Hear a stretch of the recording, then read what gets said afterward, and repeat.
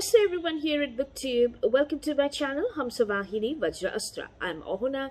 Today's video is going to be my short wrap-up for DramaQueenAthon. Now, DramaQueenAthon was a month-long readathon which had been created and hosted by Sonali from Melodramatic Bookworm, and I have posted a link to her announcement video in the description box below for you to click and check on them. Now, DramaQueenAthon had two criteria. The first is to read 2 non-fiction books. Second was one of them of whom should have been an international author, and third was that there should be a woman author involved as well. So I had chosen a very short TBR of hardly 3 books. I'm here to talk about one of the books today, and one of the books which I had chosen over here was Apsaras in the Hoysala art, A New Dimension, which has been written by Rekha Rao. Now, Rekha Rao is an Indian author, of course, but she's a woman author, and I had selected this book because I chose my TBR around dance. Everything was not around dance, but it was around yoga and dance. Now, this was one of the books. Now, I would like to say that this book is really beautiful and very expressive, and you have to take time to read this book. I never had the physical copy when I had started out, but then I did acquire the physical copy later on, and it has beautiful illustrations so as to and plates, which does help the reader to understand the entire description. There's a lot of description upon the way in which these sculptures are standing, etc. Now, to begin with, I would definitely suggest that there should be a background which one should have. Of course, there's a lot which is given over here. However, the fact that in the Vedic system of India, we are usually aware that there are only 4 Vedas, which are Rig Veda, Yajur Veda, Sama Veda, and Atharva Veda. However, there's also the Natya Veda, which we usually do not refer to. Now, why was Natya Veda put together by Brahma? Because Lord Brahma created Natya Veda, and therefore Natya Veda was actually compiled once again and given directly to sage Bharata, who and it was all about dramaturgy. So all the essence of the Rig Veda, the Yajur Veda, the Sama Veda, as well as the Atharva Veda was all compiled and expressed beautifully in the form of drama and dramaturgy and the science of dramaturgy through classical music and classical dance. And that was, the entire compilation was called Natya Shastras. So this helped sage Bharata to compose dance ballets and the science of Natya through the Natya Veda. Now, while sage Bharata was composing the dance ballets, Lord Brahma found that the element of grace was missing. So Lord Brahma then created these semi-divine beings who were called Divya Ganas, and these were the Apsaras. Now, the Apsaras were designed in a way that they were absolutely full of grace, they were extremely beautiful, and they were exotic to look at. They also had the ability to take away all the pain and the suffering of human beings, which is why the Apsaras were frequently sent on earth or in the mortal realm. They were also sometimes sent by gods, like Lord Indra, who is the king of all the gods in the Hindu mythology, and it was sent for as a distraction, because in case if they found that there is a sage who is cultivating in deep meditation and the strength or the essence of the cultivation is going in a wrong direction, or maybe in a direction which may threaten the position of Lord Indradev, who is the king of the gods, then obviously they had to be distracted. And Apsaras were the best beings who could be sent to the mortal realm to distract the rishis. There were also different traditions which were involved with the Apsaras. Now, the Apsaras were actually completely involved, and they were masters of dramaturgy. Now, the beautiful thing about this is that this readathon is called DramaQueenAthon, and what I'm talking about is the ancient science and philosophy of dramaturgy, called Natyaveda and Natya Shastra. So this went very well with it. And I would suggest that in case if anybody is interested in reading about Apsaras who are semi-divine beings, and there is a lot of aspects which are given in this book. Now this book has first the, or let me rephrase that, this book is divided into 3 sections. So first is the architecture of the temple, and how the temple is, because all these sculptures are present in the temple. That's where we first find the reference of the Apsaras, and they are fashioned out in the temple statues, etc. So, or the temple pillars. So they ordain or dominate the presence of the temples, and there are many temples, especially the Chenakeshwara temple in Belur, and we are talking about the Hoysala art over here. So you will find most of the best preserved Apsara sculptures in this particular space, which is Chenakeshwara temple in Belur. So over here what we do find is that the essence of the temple, the architecture of the temple, and the science behind the temple, which makes the temple a divine element, is focused on. The second part is about the Apsaras, how they were carved, why they were carved, and what was the essence, and what was the I would say the mortal representation, but how the concept of Natya Vedas, as well as the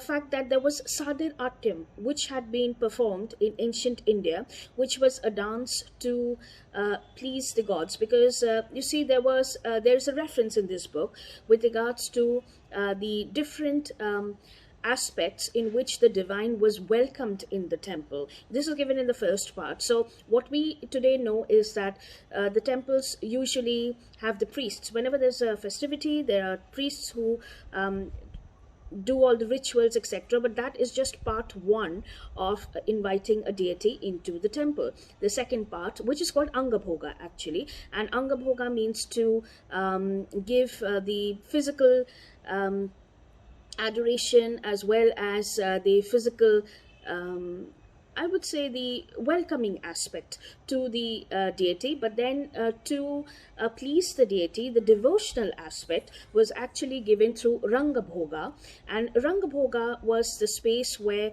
the Apsaras used to come. And in the mortal realm, of course, we did not have Apsaras, but we did have the what we called as Devadasis. Now Devadasis were supposed to be spiritual beings, and they were from very highly educated noble families, and educated because the Puranas had to be studied, the Vedas had to be studied, and they all had to be amalgamated into a dance expression and through a dance ballet. There was a person called Natuvar, who was the dance teacher, who was also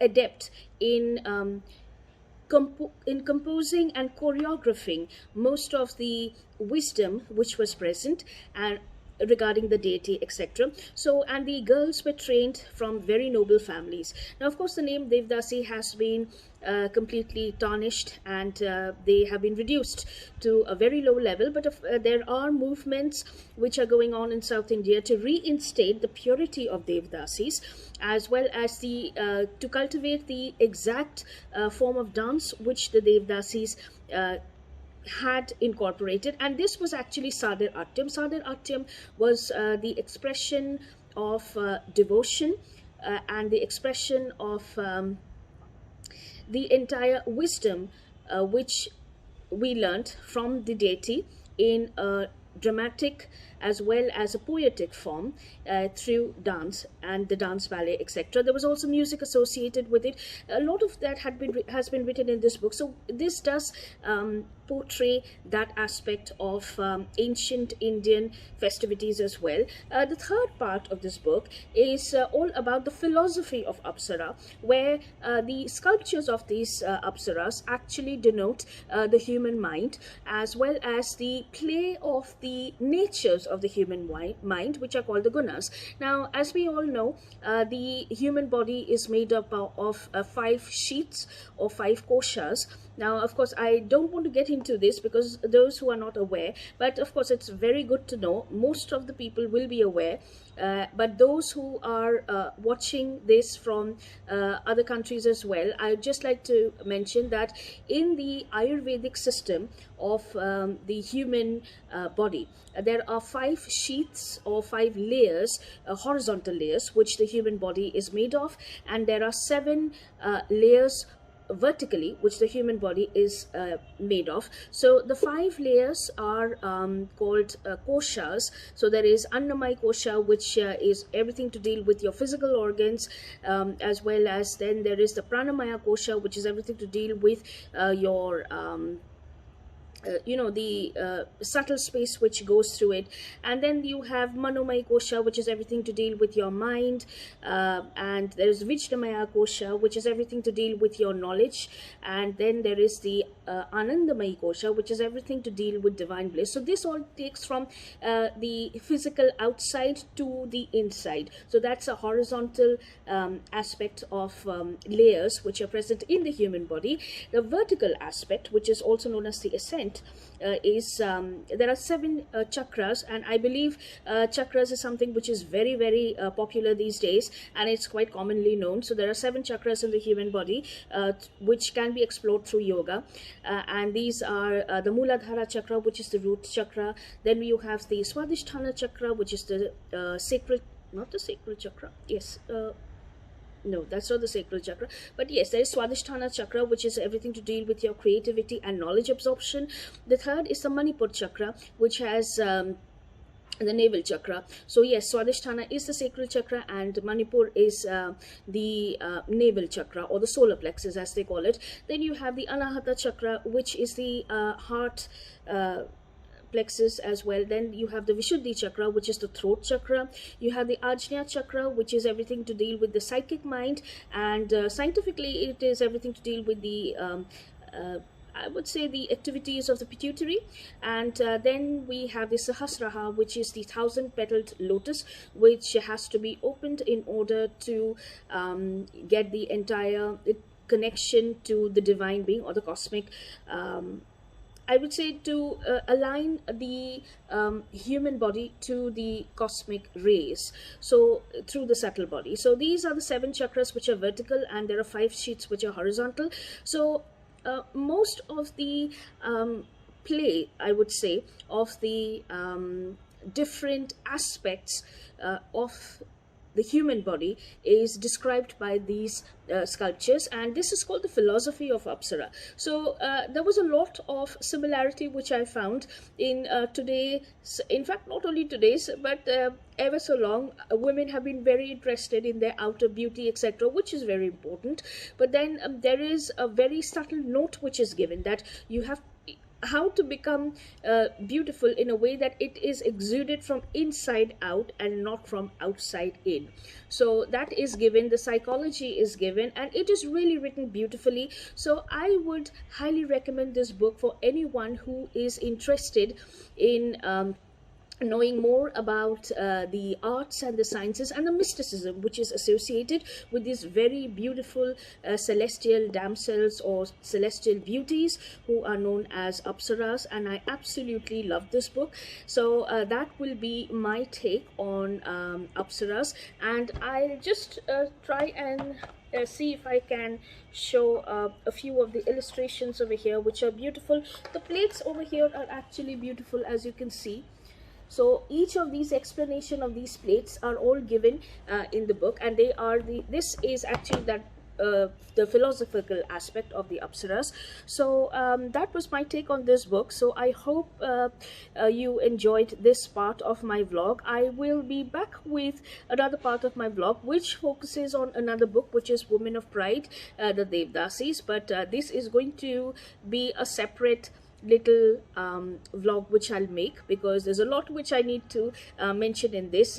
It's actually after reading this book Apsaras, there was a lot of contradictory concepts in this, and the fact that there was a mix-up which had happened between the ordinary courtesans, etc. So I will be back with another vlog for this, and I'll try to put all of them together. So thank you so much for joining me.